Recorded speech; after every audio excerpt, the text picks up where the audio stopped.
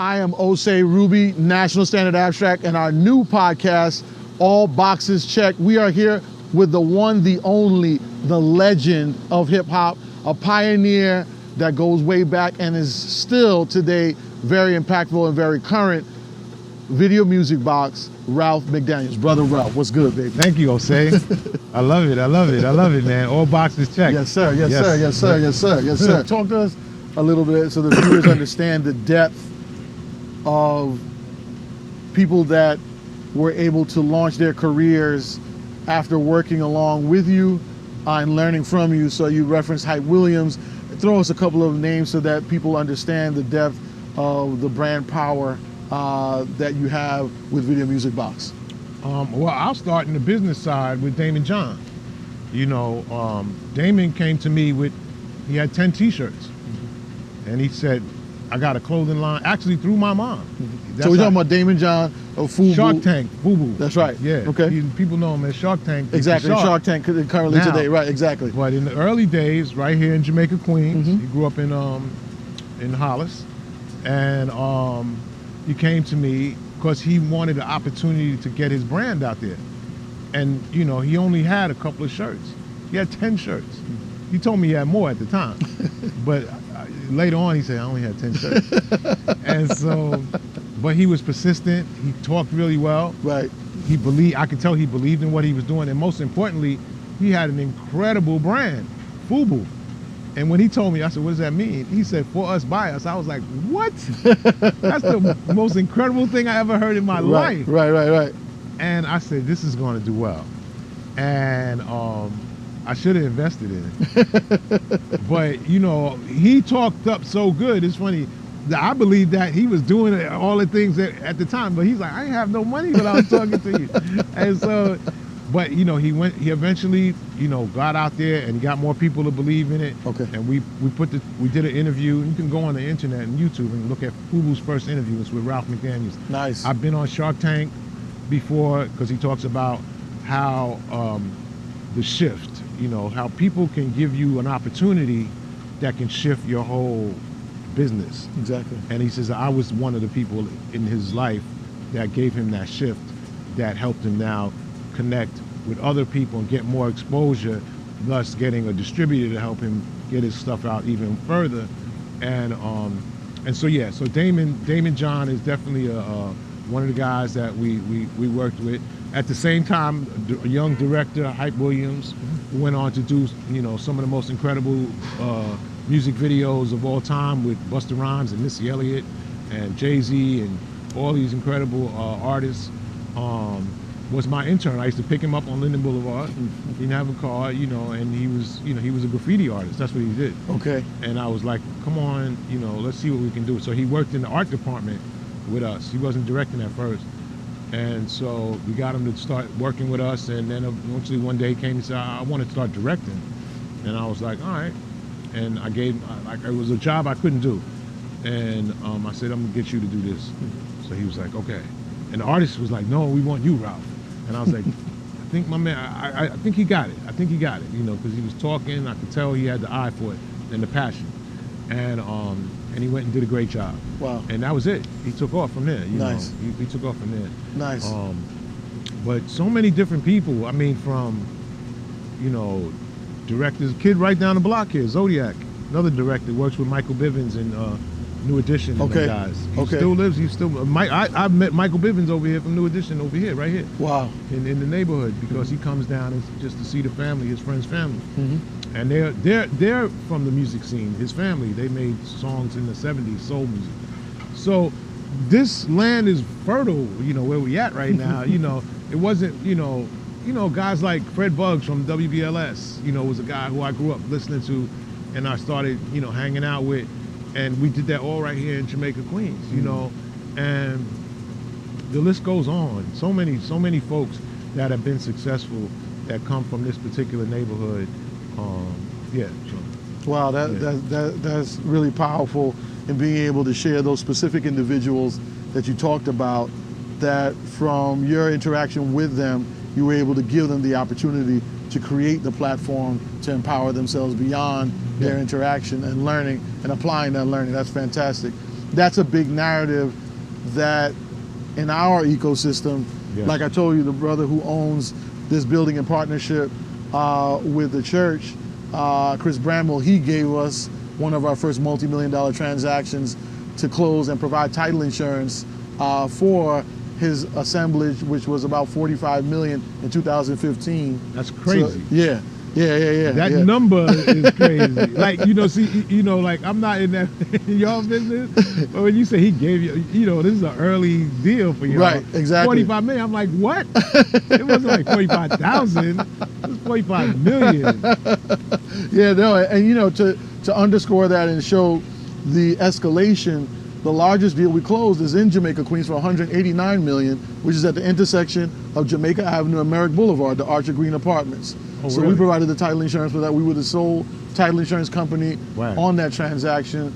So that's one of, to date, the largest, but we have others in our pipeline that are in the 200 and 300 million range. So yeah, we're grateful for that same process of collective work and, the community continuing to support one another amongst our black people. Yeah. So that's excellent. Ralph, talk to us a little bit about, you just mentioned offline Jay-Z and conversations with him. Talk to us a little bit about your interaction with him on the level of the industry and business, and then also on the level of investment. Just give us a little understanding and overview of your interaction with him over the years.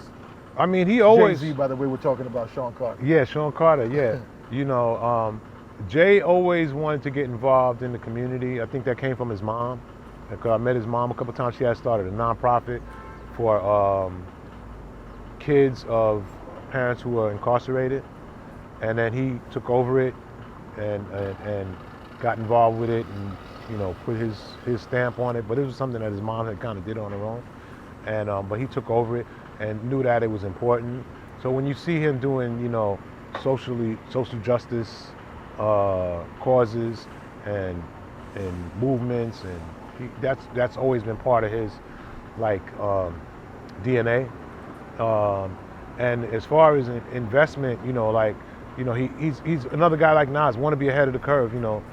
Look at Tidal, and he knew that streaming was going to be important, and he knew that he had the relationships with creators like me and artists, and whoever, and they needed a place to put something out that had people that looked like him or came up like him, and so that's how that all came about. So I think that that's super important.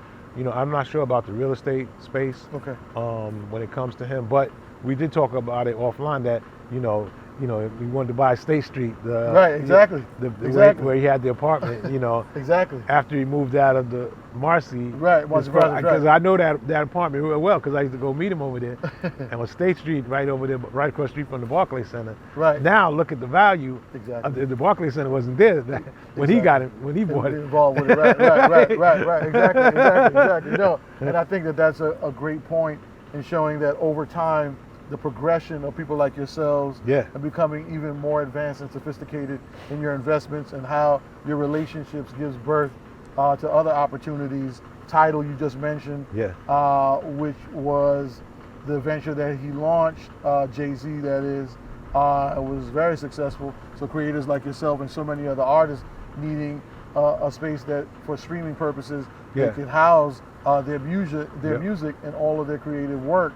I think that was a phenomenal achievement of that venture that he did, and to know that you were involved from that aspect and so many other artists is phenomenal. And even Rock Nation, his management company, the sports, he said, I want to get involved in sports. Well, because of, maybe he was doing it before the Barclays Center. He started Rock Nation Sports, and that was a whole nother floor than the entertainment artists. So, baseball players, football players, he's at the NBA draft, he's at the NFL draft, he's at all of these things, getting who's the next guy coming up, and they all know him, he really was aggressive in trying to get LeBron, and even though he didn't, they're still friends, so he saw what was comfortable for him, and he got involved in it, and And so, he's always been wanting to roll the dice. Let's see what happens, but smart, in how we do it. Talk to us a little bit. Let's get into the documentary and tell us what should our viewers expect, what should the public expect in the documentary, if you could share with us at least an overview so that we understand what's going to be represented in the documentary about Video Music Box and yourself. Well, the first thing I wanted to do, and the reason why, I wanted to do the documentary was, first of all, I was getting older, and I was like, we have to tell our story. Exactly. In the biggest way that we can. So let's try to find a big distributor of TV or films and see who was interested in this story. And all of them were interested. I'm sure. HBO. I'm sure. Only one that didn't was Netflix, but I think we just met with the wrong person. So don't give up. Okay. So, but Showtime felt like it was right for us. And so the partnership felt right. And we went there, and I just said, I'm thinking about, I lived it from 1983, still present. But I'm thinking about my daughter, and I'm thinking about her kids, and, where is this going to go? My son, where is this all going to go? And I want the story to be told 100 years from now that there was a black dude who started putting black music videos on TV and black artists, right? And it wasn't MTV. Exactly. Exactly. Because if I don't tell that story, it'll be MTV. Exactly. It wasn't BET, which is not black owned right now. And so, it was me, an independent, still independent, family owned business.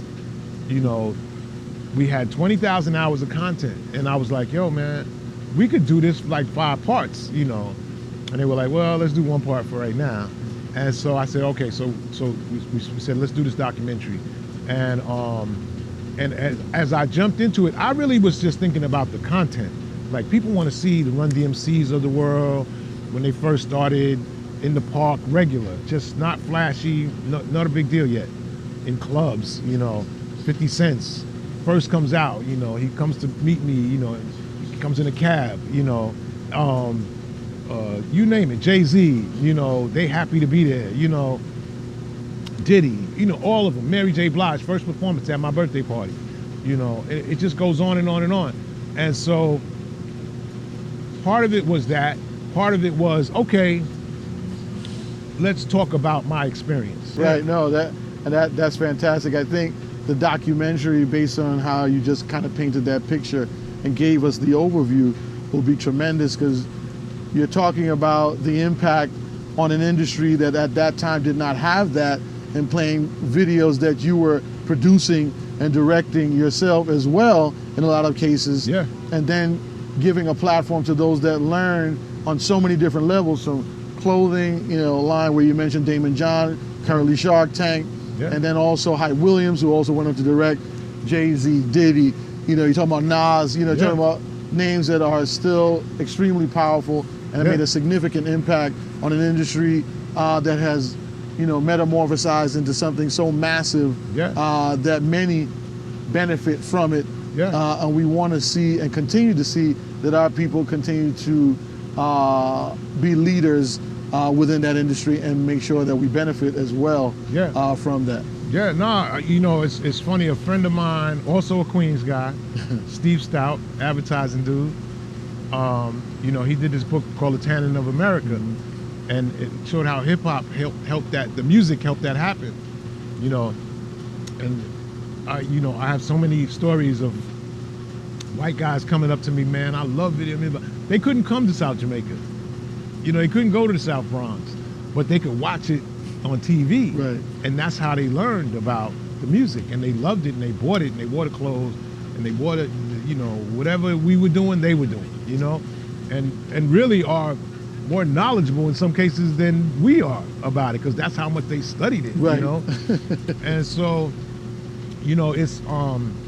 it's been an interesting ride for these 39 years of just watching, the process of how things are done.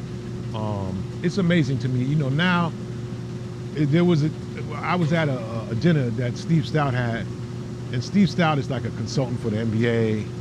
He's just an amazing dude. He starts talking, and I'm like, man, Steve, you're amazing.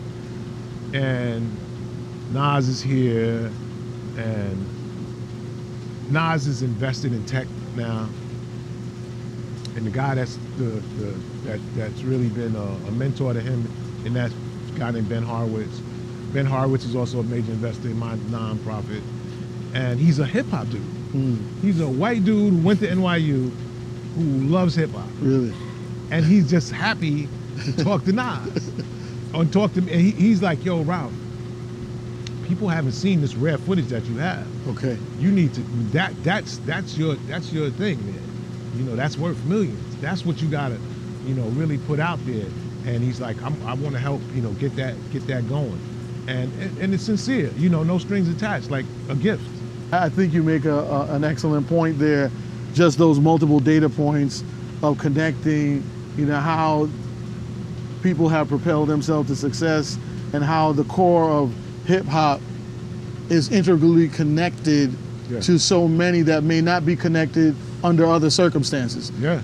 So the gentleman that you said is connected to Nas, and then also your nonprofit. Yeah. You know, hip hop is what connected you guys. That was it. Right. It was the music. That's the common denominator, the music. Exactly. Yeah. Exactly. No, and I think that's really powerful. Let's talk a little bit about Video Music Box and its brand power as far as its most recent acknowledgement of the African American Museum.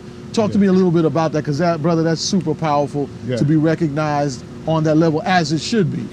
Yeah, you know, when they built the African American Museum, Smithsonian Museum in Washington, D.C., actually before it was even built, they were reaching out to folks to be part of the hip hop section and TV section and things like that. And Brother Chuck D of Public Enemy told them they need to speak to me because I have all these archives. I have over 20,000 hours of content from the Video Music Box collection that I've shot for since 1983. And so they came to me, and at the time they didn't want the tapes, they just wanted something physical. And they came, and I showed them the original microphone, like the little flag that says Video Music Box on it. And they were like, "We want that." And so I was like, all right, you know, and we worked it out, like a lease type of thing that they can use it, you know. It was sitting in my house, you know. and just the idea of being in the museum, first for African Americans, was very prestigious. And so, yeah, we were included in that from day one. And we were invited to the opening events, you know, the private ones for people that were donors, as well as the public. And you know, you take mom and stuff. It's that kind of thing where you like, I felt good about it. And also I took my mother. Nice. So she's there, she sees Oprah and Quincy Jones and all these people, you know, that we wouldn't see on a regular basis. I might, but she definitely wasn't. And so it was a real great experience. That's fantastic. Yeah. Well, continued success and blessings in the archiving and also continued representation of Video Music Box impact on a historic basis within the music industry. You know, when it comes to the archiving, we have to archive our work. You know, the stories you tell me about black folks that own businesses around here, buildings around here. Exactly. It has to be archived. Exactly. So that we can begin to show people 100 years from now, or, you know, like this existed. This is not, you know, Tulsa, Black Wall Street was not a myth. It really existed.